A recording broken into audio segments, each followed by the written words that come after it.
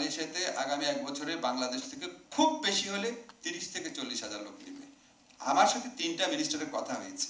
Officially তো আমি কাউকে কোট করতে পারবো না, but I get the impression. ওরা তো আমার বলে না এত number, but I get the impression. ওখানে আমাদের একটা খুব ভাইব্রেন্ট মিনিস্ট্রি আছে, কয়েকজন ভালো অফিসার আছে, তার মধ্যে 2জন আমার ছাত্র। আমি তাদেরকে প্রকৃত চিত্র জানার চেষ্টা করেছি। সো খামাকা হাইপ তুলে হয় কি 12 লক্ষ লোক নেবে, পাগল হয়ে থাকে লোকজন, অন্যান্য অপরচুনিটিগুলো অ্যাভেইল করে না, একটা মিথ্যা একটা আশ্বাসের পরিস্থিতি সৃষ্টি করে। এই 30-40 হাজার লোক নিবে। এখন সংকটটা কোন জায়গায়?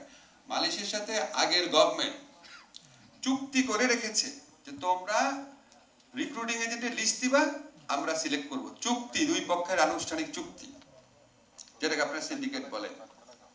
এখন ধরেন আমরা যখন দায়িত্ব নিয়েছি, আমাদের ইয়েটা কি, আমাদের সবাই বলছে না সিন্ডিকেট করা যাবে না।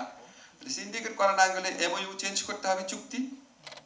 মালয়েশিয়া কিন্তু আমি পিটাই বলতে পারি না এই তুই এমওইউ চেঞ্জ কর, আমাকে কনভিন্স করতে হবে। সো যদি এমওইউ মানে চুক্তি, মেমোরেন্ডাম অফ আন্ডারস্ট্যান্ডিং, সে যদি চুক্তি চেঞ্জ না করে, তাহলে আমার সামনে 2টা অপশন আছে। এক হচ্ছে তার কথা অনুযায়ী 25, 50, 100 জন রিক্রুটিং এজেন্টের মাধ্যমে পাঠানো, আর 2 হচ্ছে বলা যে না লোকই পাঠাবো না। ঠিক আছে? এখন আমি যদি 25, 50, 100 জনের মতো করে পাঠাই, তাহলে আমাকে লোকজন বলবে আমিও সিন্ডিকেটের সাথে জড়িত আছি। আবার ফলস, মিথ্যা, জঘন্য অভিযোগ তুলবে যে সিন্ডিকেটের সাথে আর্থিক ব্যাপারও জড়িত থাকতে পারে। আবার আমি যদি সিন্ডিকেট না করে লোক না পাঠাই, তাহলে আমার দেশের 40,000 লোক যেতে পারবে না। এবং ভবিষ্যতে মালয়েশিয়াটা মনে রাখবে, তোমার কাছে লোক চাইছে পাঠাও নাই, আমার তো অন্য জায়গায় আছে। সো আমার মানে 1 লক্ষ 2 লক্ষ পরিবার এটাতে এফেক্টেড হবে। এখন আমি কোন ডিসিশনটা নিব? তো যখন আমাদের এই ধরনের ডাইলেমা তৈরি হয়, আমরা পুরো পিকচারটা জানার চেষ্টা করি না। আমরা কিন্তু সবাই সিন্ডিকেট বলতে বলতে খুব ভালো মতো দায়িত্ব পালন করছে। এটা বলার অবশ্যই দায়িত্ব পালন করতে হবে। সিন্ডিকেট মানে মনোপলি মানেই হচ্ছে শ্রমিকের কাছ থেকে অনেক বেশি টাকা নেওয়া। মানে এগেইন আজকে লুৎফি ভাই আছে, সবার সামনে আমি আপনাদের প্রশ্ন করি, মালয়েশিয়াতে সিন্ডিকেট হয়েছিল, 6-7 লক্ষ টাকা দিয়ে লোক গিয়েছিল, এটা সত্যি না? সৌদি আরবে তো সিন্ডিকেট নাই, বাহরাইনে, কুয়েতে তো, কাতারে তো সিন্ডিকেট নাই। সেখানে কি 6-7 লক্ষ টাকা দিয়ে লোক যায় না? যায় নাকি যায় না বলেন আপনারা? তাহলে সমস্যা কি সিন্ডিকেটও সমস্যা, সিন্ডিকেট ছাড়া যেভাবে লোক যায় সেটাও সমস্যা। সমস্যাটা কোন জায়গায়? সমস্যা হচ্ছে এখানে অনেক মধ্যস্বত্বভোগী আছে। মালয়েশিয়া সিন্ডিকেটের ব্যাপারে মাননীয় উপদেষ্টা মহোদয় যে কথা বলেছেন, আমরা জানতে চাই যে মালয়েশিয়া যদি সিন্ডিকেট চায়, লিমিটেড লাইসেন্স চায়, তাহলে সেই লিমিটেড লাইসেন্সের ক্রাইটেরিয়াটা কি হবে?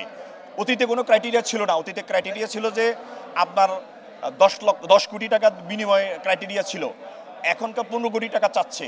তাহলে টাকাই কি ক্রাইটেরিয়া হবে? তাহলে যদি ওদেরই তো ওই লিমিটেড লাইসেন্স যদি ওরা চায়, তাহলে একটা ক্রাইটেরিয়া তো আমাদের গভর্নমেন্ট ঠিক করবে, কারা যাবে, কারা পাঠাবে, কারা পাঠাতে পারবে না, সেটা একটা ক্রাইটেরিয়া থাকতে হবে, যেমন জাপানে করা হয়েছে। ঠিক তেমনিভাবে এখন যদি বলা অন্য দেশে বেশি টাকা দিয়ে যায়, জাপানে, মালয়েশিয়াতে কেন বেশি টাকা দিয়ে যাবে না, এটা কোনো যৌক্তিক হতে পারে না। কারণ আমি যে দেশে কম টাকা দিয়ে পাঠানোর সুযোগ আছে, ডেফিনেটলি আমি সেই দেশে কম টাকা দিয়ে পাঠাবো। এবং অন্য 14টা দেশে কোনো সিন্ডিকেট নাই, বাংলাদেশে কেন সিন্ডিকেট থাকবে? সো সিন্ডিকেটের এভাবে কোনোভাবে সিন্ডিকেটকে ইনিয়ে বিনিয়ে সিন্ডিকেটকে প্রশ্রয় দেওয়া এবং সিন্ডিকেটের মাধ্যমে কর্মী পাঠানোর জন্য একটা গ্রহণযোগ্য করে তোলার চেষ্টা করা, আমি মনে করি এটা মোটেই সঠিক না। বরং এই গভর্নমেন্টের দায়িত্ব হচ্ছে এই সিন্ডিকেটটাকে ভাঙ্গা এবং কম পয়সা যাতে নিশ্চিত করা যায় কর্মীরা যেন সেখানে যেতে পারে, কম খরচে যেতে পারে। এবং সকল রিক্রুটিং এজেন্সি যদি না যেতে পারে, তাহলে একটা ক্রাইটেরিয়া দিতে হবে এবং সেই সুযোগটা সবার জন্য থাকতে হবে, যেন সেই ক্রাইটেরিয়া সে কম্পিটিশন করতে পারে। কর্মীরা অতিরিক্ত 1.5 লাখ টাকা চাঁদা দেওয়ার কোনো জায়গায় কোনো সুযোগ নেই। সুতরাং মালয়েশিয়াতেও ঠিক আগের মতো ফেসিবাদী সরকারের আমলে যেটা হয়েছে, এই বর্তমান সরকার এটা করবে, এটা কোনোভাবেই কাম্য হতে পারে না।